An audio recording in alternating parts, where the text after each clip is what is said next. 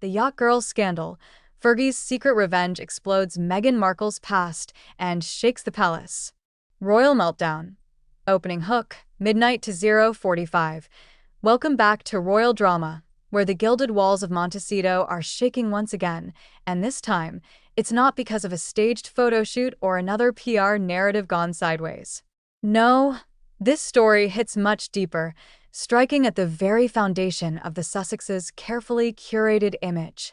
We've just learned that Meghan Markle is reportedly in full-blown, catastrophic meltdown mode, and the unlikely architect of this chaos is none other than Sarah Ferguson, Fergie herself, who has decided to finally spill some long-buried secrets.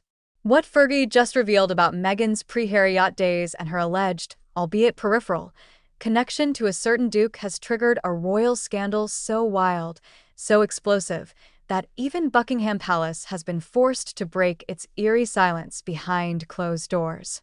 Grab a cup of tea, because this isn't just a rumor mill churning out baseless gossip. This is the kind of story that makes the crown itself tremble and send shockwaves through every Hollywood and European gossip column. This is a script about reclaiming truth, as one person put it. I think that I've now, at 63 years old, suddenly owned that it's not a bad thing to speak your voice. The catalyst, 0:45 to 1:45. It all began innocently enough, perhaps too quietly, during a relaxed interview Fergie was giving to promote her latest book. The conversation was mellow, a nostalgic trip through her own journey of healing and forgiveness. The tone was perfectly calibrated until the interviewer casually steered the chat toward Meghan Markle's modern, disruptive influence on the monarchy. And that's when the entire atmosphere shifted. According to witnesses, Fergie's famously expressive face tightened just perceptibly. She paused, tilted her head, and delivered the first, chilling salvo. "Oh, Meghan," she began.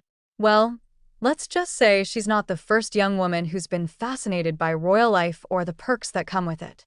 The interviewer managed an awkward chuckle, but Fergie offered no corresponding humor.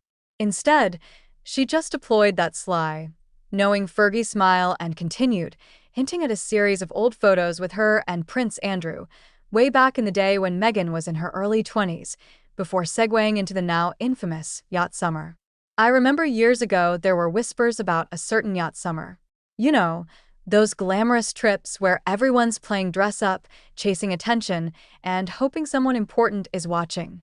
Then came the line that detonated the internet, the carefully placed grenade.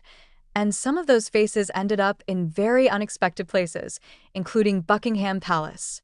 Cue the collective gasp of royal watchers and the immediate, laser-focused attention on Prince Harry and Meghan Markle's former home, Frogmore Cottage.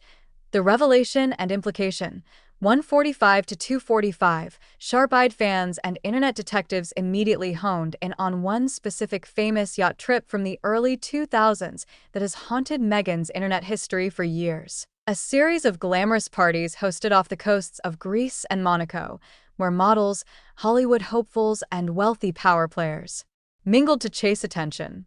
And guess who was reportedly part of those elite gatherings, according to the swirling rumors? A young, ambitious actress named Meghan. And as the gossip goes, one particular royal guest, the Duke of York, Prince Andrew. Now, for the record, no one is explicitly claiming Meghan was romantically involved with Andrew, but the devastating implication alone was enough to cause a catastrophic meltdown of royal proportions. What Fergie's carefully chosen words did, whether intentional or not, was strategically reopen the most controversial and career-threatening chapter in Meghan Markle's pre-royal life, the dreaded Yacht Girl allegations, which have long been whispered among the Hollywood and royal fringe. Within hours, Twitter and TikTok were ablaze with the hashtag Fergie said it, as old photos, speculative blog posts, and deep-dive conspiracy threads began resurfacing. Some even claimed Fergie had confirmed long-whispered Hollywood connections that Meghan spent years and millions of dollars trying to bury. The backlash and Fergie's double down. 2:45 to 3:45. The reaction inside Montecito was said to be a scene of uncontrollable fury. Sources close to the Duchess told the Mirror that she was beyond livid, reportedly accusing Fergie of profound jealousy and outright betrayal. Meghan insisted that she had never met Andrew socially and that the yacht rumors were nothing more than misogynistic lies designed purely to destroy her credibility. But here's the kicker: the moment that confirmed this was not an accident, Fergie didn't backtrack. In fact, just 24 hours later, she doubled down on the scandal. When the paparazzi caught her outside Claridge's hotel in London, one shouted the burning question, "Fergie, what did you mean about Meghan and the yacht summer?" And Fergie, ever the seasoned scandal survivor and expert in deflection, simply smirked and delivered a masterpiece of passive-aggressive royalty. "Oh, darling, I don't tell tales. I just remind people that every fairy tale starts somewhere." That single, perfectly delivered line sent seismic shockwaves across the royal and entertainment world, because if there's one thing Fergie knows better than anyone, it's how to deliver a scandal with an elegant smile. Palace and PR nightmare, 3:45 to 4:45. Behind the scenes, royal insiders reported that Buckingham Palace was not even remotely amused.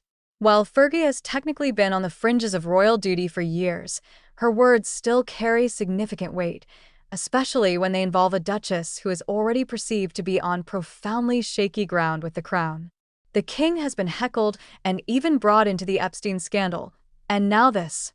One royal aide reportedly told the Daily Mail, "The palace has no interest in rehashing Meghan Markle's past, but Sarah's remarks couldn't have come at a worse time.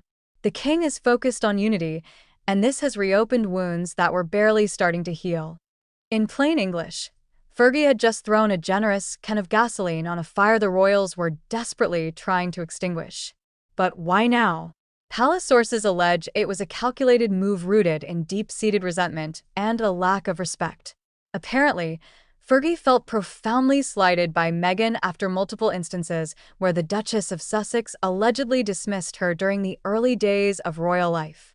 Insiders claim Meghan's pregnancy announcement at Princess Eugenie's wedding, overshadowing her big moment, absolutely infuriated Fergie.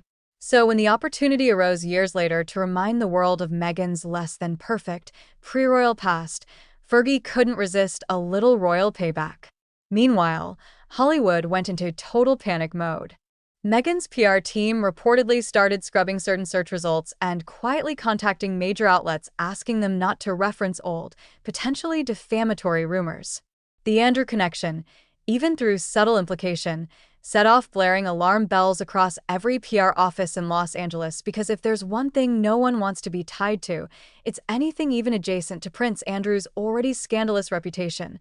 The counterattack and escalation, 4:45 to 6:30. By the second day, the global headlines were everywhere. Fergie's cryptic comment sparks royal panic. Montecito in meltdown. And was Meghan's past more connected to the royals than we thought? The ghosts of Meghan's pre-royal life had come marching out of the archives, and this time, she couldn't control the narrative. Her official website and lifestyle trademarks went unusually quiet. No posts, no new projects, just an eerie silence as she locked herself in crisis meetings. But if Meghan had learned one thing from her Hollywood days, it was this: when someone tries to define your story,